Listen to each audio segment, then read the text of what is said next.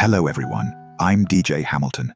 Let us step into the shadowed world of H.P. Lovecraft, a man who didn't just write horror stories, but redefined what horror could be. If you're here, you're not looking for cheap thrills or sudden jump scares. You're here for something colder, something vast. Lovecraft's horror doesn't chase you down dark hallways. It whispers a far more unsettling truth, that the universe is ancient, indifferent, and utterly unconcerned with our survival. In his world, humanity isn't the hero of the story, it's an afterthought. His influence can be found in Stephen King, Stranger Things, True Detective, and countless film adaptations, and basically any story that uncovers something ancient and forbidden. But his legacy isn't just tentacles and madness. Lovecraft was deeply racist, and his personal life was lonely, impoverished, and ultimately tragic. So today, we're diving into the genius, the monsters, and the painful truths behind one of horror's most influential and most complicated creators.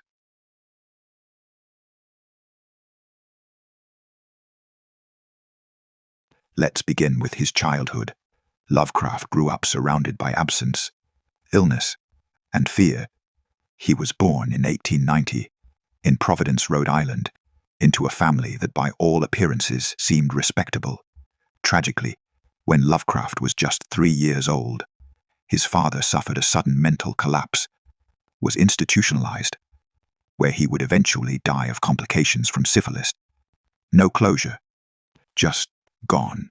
He was raised by his mother, his aunts, and his deeply anxious grandfather inside an old, decaying house that he later described as oppressive and isolating. He was sickly, prone to nervous breakdowns, and frequently pulled out of school. While other kids were playing outside, Lovecraft was alone with books, nightmares, and his own imagination. And that matters, because isolation became his default state. The world didn't feel warm or safe to him. It felt hostile, confusing, and fragile.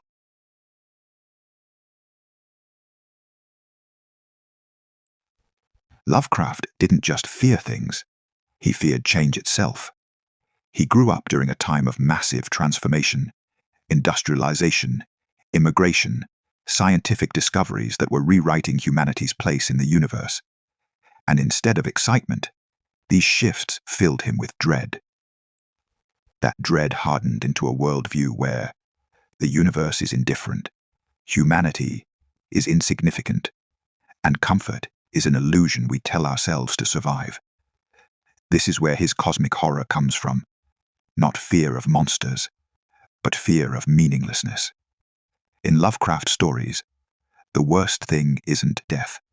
It's realizing how small and irrelevant you really are. It's discovering that humanity doesn't matter. It's the collapse of everything you thought was true. Racism. The shadow you can't ignore. There's no way around it. We need to talk about the uncomfortable part. They appear explicitly in his private letters, poetry, and some of his fiction. Lovecraft expressed beliefs in white Anglo-Saxon superiority, described non-white people in dehumanizing terms, and opposed immigration and racial mixing. Numerous passages in his correspondence reveal an overt commitment to scientific racism and eugenics, ideas that were circulating in elite intellectual circles in the late 19th and early 20th centuries, in stories such as The Horror at Red Hook and The Shadow over Innsmouth. Fears of racial degeneration and contamination are often intertwined with his cosmic horror themes. But here's where things get more complicated. Later in life, Lovecraft did begin to walk back some of these views, not completely, and not cleanly, but noticeably. The Great Depression pushed him toward socialist ideas and class-based thinking, shifting his fears away from race and toward economic collapse and human insignificance.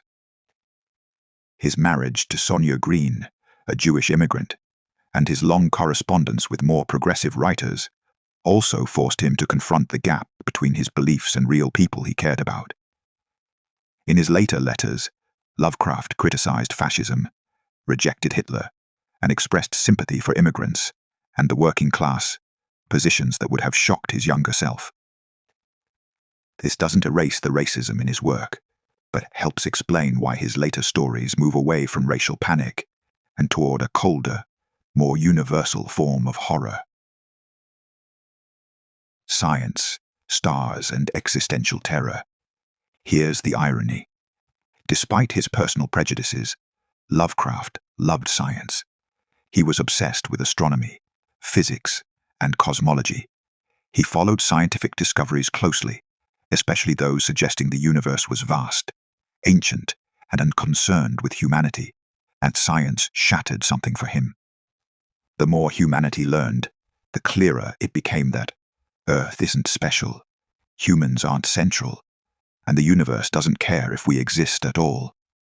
Lovecraft didn't see science as empowering. He saw it as terrifying. That's why his gods aren't evil in the traditional sense. They're worse. They're ancient. They're incomprehensible. And they don't even notice us. So when you read Lovecraft, you're not just reading horror stories. You're reading the diary of a man who felt out of place in his own time, terrified of change, obsessed with the stars, and convinced that the universe was vast enough to erase us without trying. Which brings us to the formation of the Cthulhu mythos that is associated with Lovecraft today. Lovecraft didn't write a single clean mythology. He built a patchwork universe, stories loosely connected by forbidden books, ancient entities, and whispers of truths humans were never meant to know. This became known as the Cthulhu mythos, though Lovecraft himself never used that term. At its core, the mythos is built on a few brutal ideas. The universe is ancient beyond comprehension. Powerful entities existed long before humanity, and if they notice us at all, it's by accident. Cthulhu, Yog-Sothoth, Azathoth, these aren't gods in the religious sense. They don't judge, they don't tempt, they don't punish, they simply are. And the real horror isn't that they might destroy us. It's that they could, and it wouldn't mean anything. Lovecraft died in 1937, at the age of 46. He was suffering from intestinal cancer and severe malnutrition, having lived for years in poverty and poor health. By the end of his life, he believed his work had failed and that he would be forgotten. Instead, his friends preserved his stories, expanded his mythos, and turned a little-known pulp writer into one of the most influential figures in modern horror. One reason Lovecraft's ideas survived is that he didn't work alone. He wrote thousands of letters to other writers, including Robert E. Howard and Clark Ashton Smith, encouraging them to use his gods, locations, and concepts. The Cthulhu mythos was never meant to be a strict canon. It was a shared sandbox. After Lovecraft's death, writers like August Derleth helped preserve and sometimes reshape his work, ensuring that the mythos lived on even as the original author faded from memory.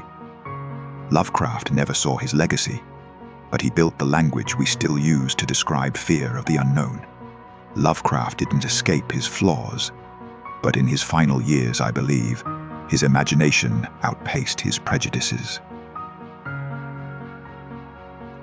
Please feel free to check out our illustrated version of Lovecraft's horror novella called At the Mountains of Madness.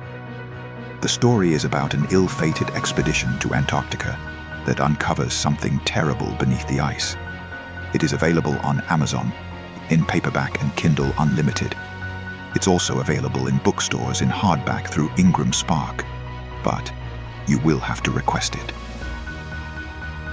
If you liked this glimpse into Lovecraft's life, please like and subscribe. If you would like to know more about this complicated figure in weird fiction, or if you would like me to go into more depth about a specific story he wrote, comment below. I would love to read your comments. Thanks for watching.